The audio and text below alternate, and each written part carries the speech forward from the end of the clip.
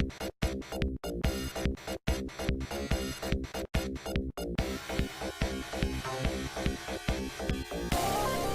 buddy, welcome to the G1 Report. Thanks for tuning in. So it looks like B Block Night 3 just wrapped up, and holy smokes, what a show! Especially watching these back to back. B Block kicks A Block like every single time. Even these tag undercard shows. I know that's A Block technically, but I skimmed through some of them. Tongaloa and Bad Luck Fale versus Bushi and Evil. This was a fun match. I ended up watching majority of this. Fale and Loa got the other two outside, and Fale was slamming Evil into the west sign, and Kevin Kelly was like, "Oh, you want to go west?" And then Loa had Bushi and was slamming him into the east sign, like, "Oh no, we're going east." And Jesus, like they were brawling in the crowd. This was a lot of effort was put into this this undercard tag match, and that makes me think that I guess be pumped up for Fale versus Evil. Holy shit, yeah, dude! Especially after some of these big thick guy matches, like I am ready. After that, we got, oh my god, we got Suzuki and Despy versus Yo and Jay White. Still more of this Yo and Switchblade working together. Switchblade was encouraging Yo, pushing him, calling him by his last name, not Yo. I don't remember it off the top of my head. Was encouraging him, kind of pushing him into this heelish dickhead territory. And then, of course, Yo kind of held his own against Suzuki enough, but then of course Suzuki just totally freaking obliterated him. Jay White had Desperado on the outside, had him in his arm, was just slamming him on the ring, then barricade, then ring, then barricade. Jay White was fucking Despy up, to the point where Suzuki kind of came over to give Jay White his receipt for that, and Jay White backed out, not having any of that. It got to the point when Suzuki was, slapping the shit out of Yo, got him set up for a gotch style, was maintaining eye contact with Jay White, hit the gotch style, and was like, come in, come on, dude, come on in, let's do this. Jay White was just gonna, I think he was like halfway through the ropes, was just standing there. Suzuki pinned him, maintaining eye contact, 1, 2, 3, and then of course, this is the second time that Switchblade has thrown Yo to the wolves. Very interesting dynamic. Maybe he's kind of encouraging / abandoning Yo to the point where Yo will snap on Jay White, maybe, or maybe it'll be this like abusive type relationship or something. This is going to be very interesting to see. Switchblade, Roppongi 3K, and the Okada thing kind of, maybe it's Switchblade and Yo versus Okada and Sho, and you just kind of get this. They're very interesting. Like I said, this chaos is very well represented in the upper and undercard of this G1 every night. We get some Sho and Yo action. I'm digging it. Suzuki scared off Jay White, which was beautiful to see. And then, of course, Suzuki just ravaged the young boys. There wasn't a child standing. Then we got our first B Block match of the night. Pretty freaking awesome. Yano versus Ibushi. Turns out last year Yano had his fastest win over Ibushi, which was in 15 seconds. Apparently that was the second fastest win in G1 history.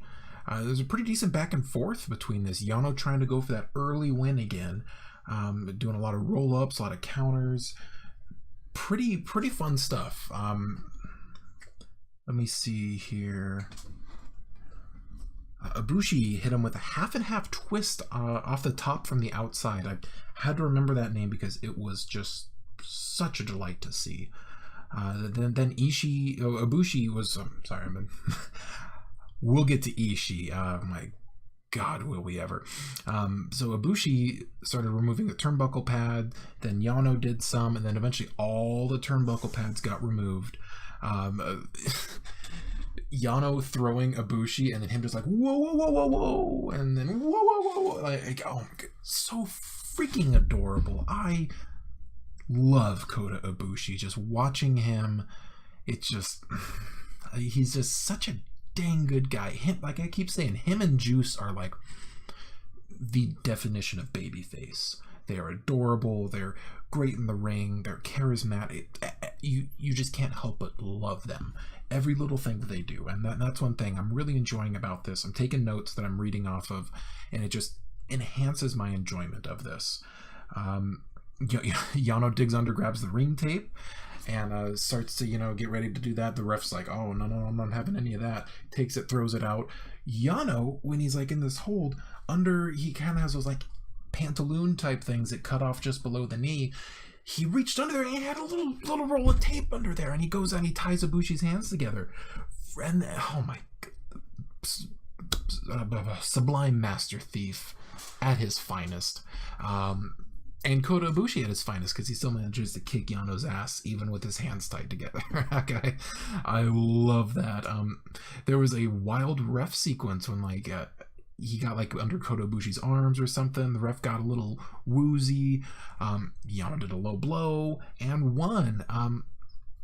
It got me thinking, because I really enjoyed this. This was a fun match, even that low blow at the end. Got me thinking about Jay White and Yano.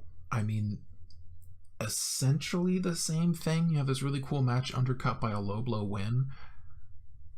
I think it's more excusable with Yano, because I mean that's what you expect. That's what he does. Look at his freaking body. I mean, granted, Yano is an established amateur wrestler, and I think he even has an MMA record, which is scary to think about next time you see a drunken Yano wandering the streets.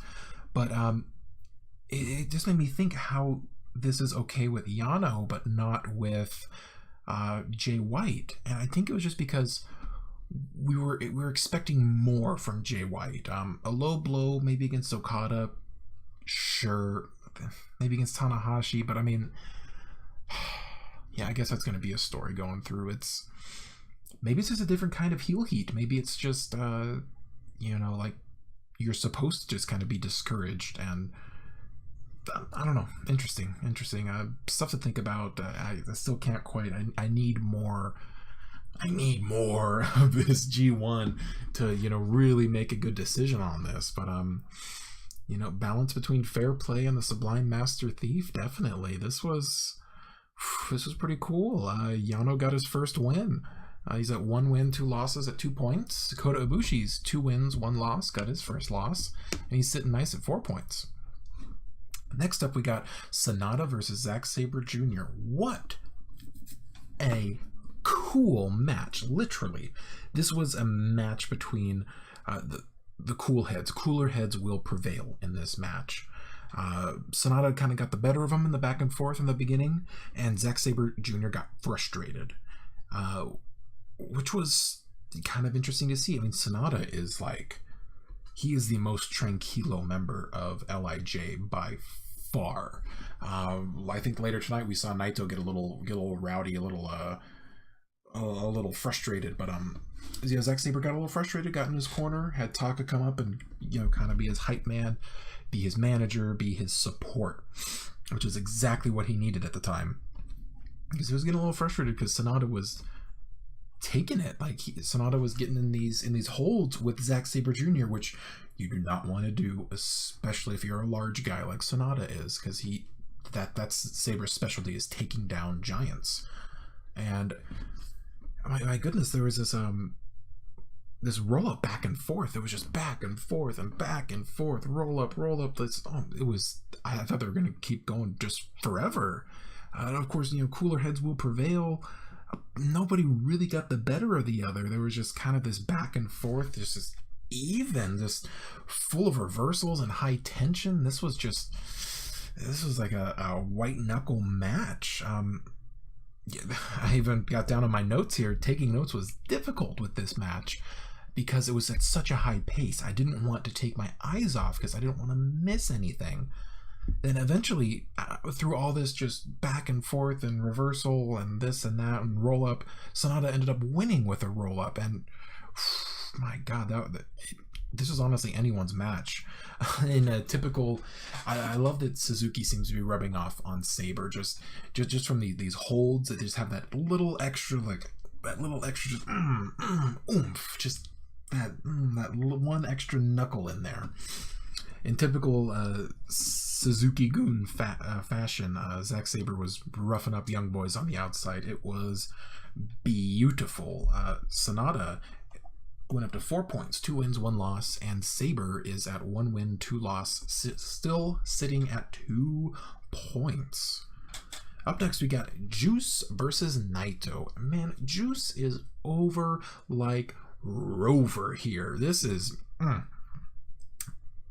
think they were even saying that this was like a soft Cork and Hall main event because Naito and Juice are like 2 just insane fan favorites. I kind of have a disagreement with that, considering Ishii, because there's a lot of Ishii shirts and signs out in that crowd. But I'll get to Ishii when I get to Ishii.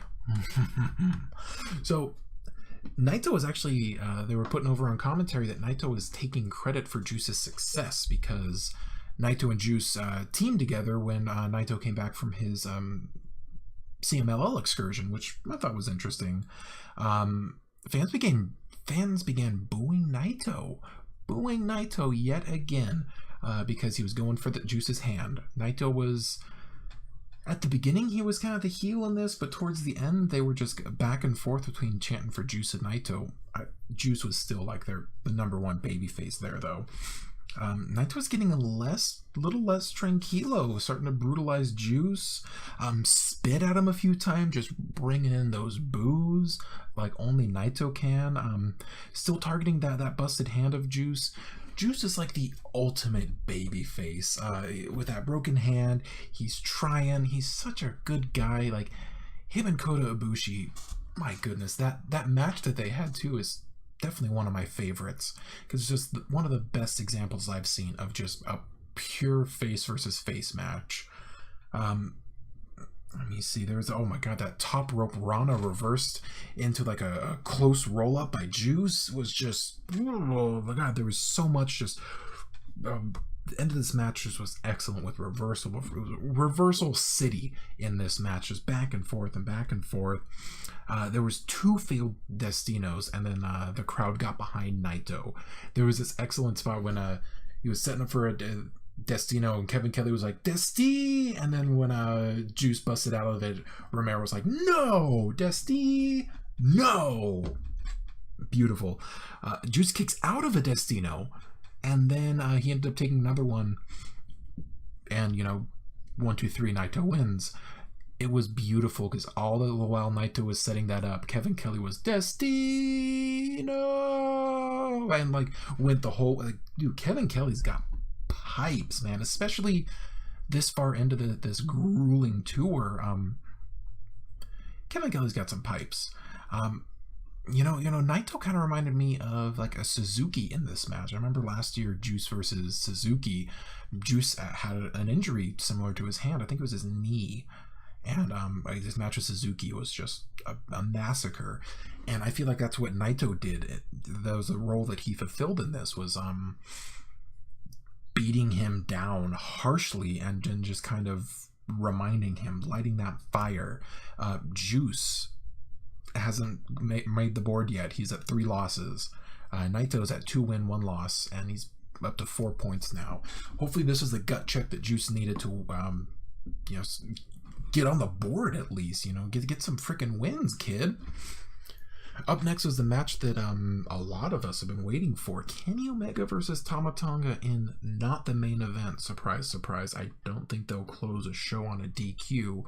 So that's something you can kind of gauge future things by. All the firing squad came out for this one. Tama Tonga was rolling deep in this. Omega came out solo, and of course, before the bell rings, all 3 jumped Omega. Tama started, throwing the belt down, kicked it out of the ring. You monster. That belt was already damaged enough. Then Chase and Hangman came to the rescue. Red Shoes, shoot everybody out. Tama Tonga was very vocal during this match. I guess he had to be. He was blaming Kenny Omega for the divide. He said, you started this, you caused this by, the elite and all that. Very vocal.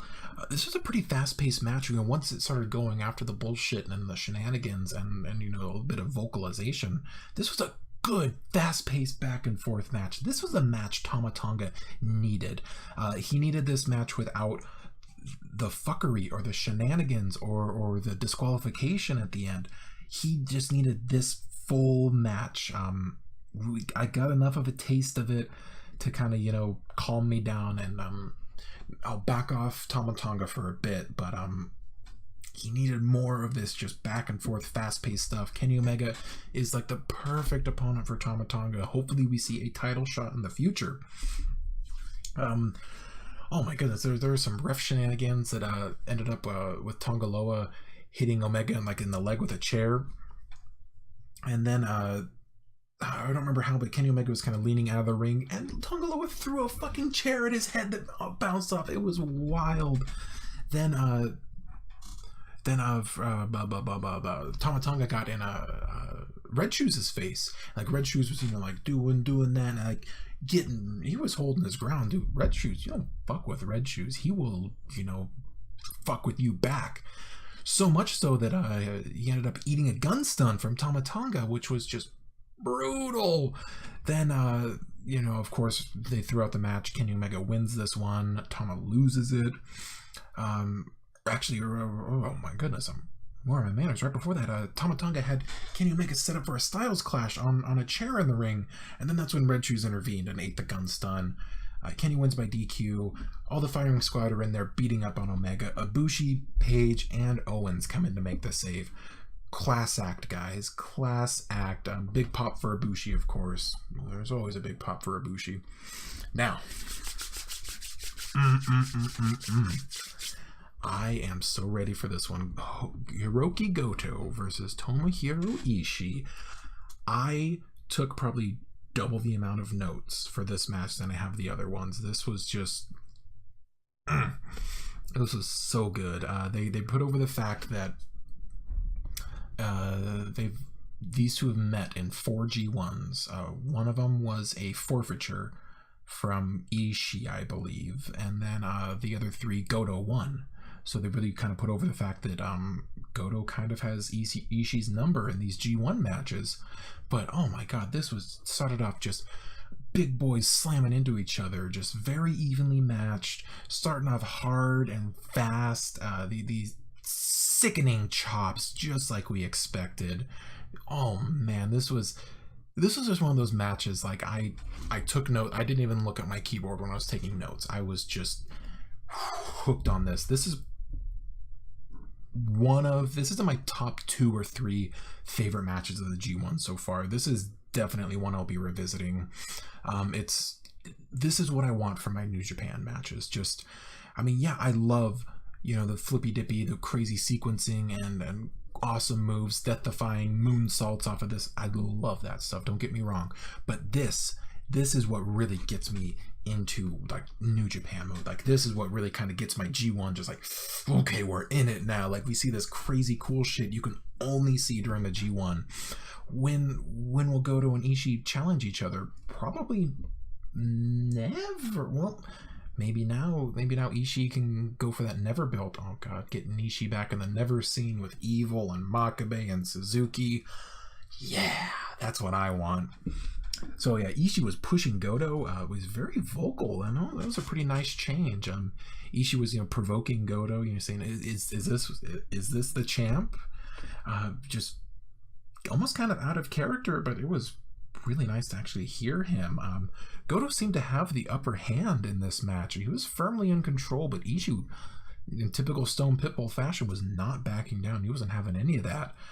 It was almost like Ishii's body was failing him, but like his spirit was so strong that he just, by just sheer willpower, just kind of pulled himself together and was able to keep standing up after getting knocked down.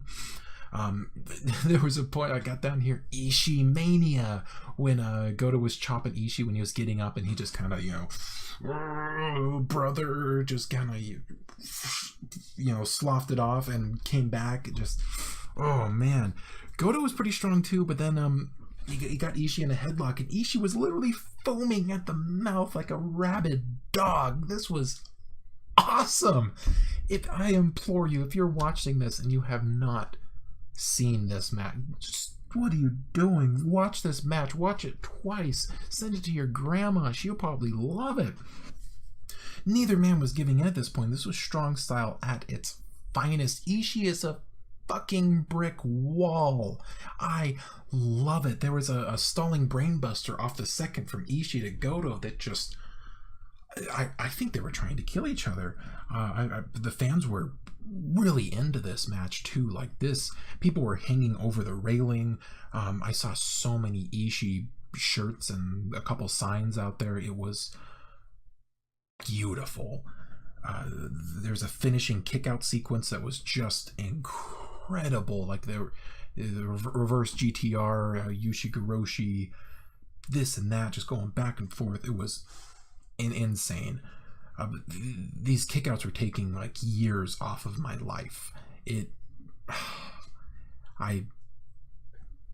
this is probably one of my favorite matches from the G1 so far. Ishii hit the vertical brainbuster for the win. Finally, my boy Ishii gets that probably the most important win in this one, next to Yano, honestly. Ishii's beaten, Ishii's beaten every member of Chaos in the G1 block. Interesting story to tell. Interesting little tidbit there. And of course, no words from Ishii. He ended up leaving the ring before. You know, usually the winner. That's why I kind of thought Goto was going to win this, but no, it was Ishii. And then no words from him. He walked right past the camera and backstage. Didn't say anything. This was a little shorter night because of it. Fine by me. It was totally in character. Now Ishii has 2 wins, 1 loss. He's at 4 points. Goto, 1 win, 2 losses. He's still at 2 points. Wow, this was a fun one. This really was.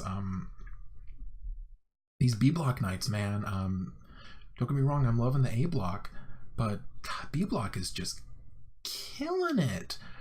They have the talent. They really do. There's almost no contest. Could Ishii be maybe in the block finals? I would love that. Do I think it's going to be between Omega and Ibushi? Yeah, as it should be. But man, if not this year, then next year, Ishii's got to get his due. Maybe New Japan Cup. That could be a good stepping stone. Also, don't get me wrong. This might be a career year for Goto. With his match against Omega recently, which was phenomenal, and then this match, it's weird. I think Goto is probably having the better year than Ishii, but I think this is Ishii's G1. He's the one to look out for, definitely. He is putting on these sleeper hits. I'm so glad this was the main event, because this totally deserved a Korakuen Hall main event. I'm like beaming after this one. This was just what I needed. Yeah. So anyway, I'm going to go just smile and be happy for the rest of the night, because this was just... Fuck, I might even watch this match again, because it was just that good. And of course, I implore you, if you didn't really like this match, watch it again. What are you doing, you dingus? Anyway, I've been rambling for far too long. Thanks for watching. Have a nice night. Catch you later. Bye.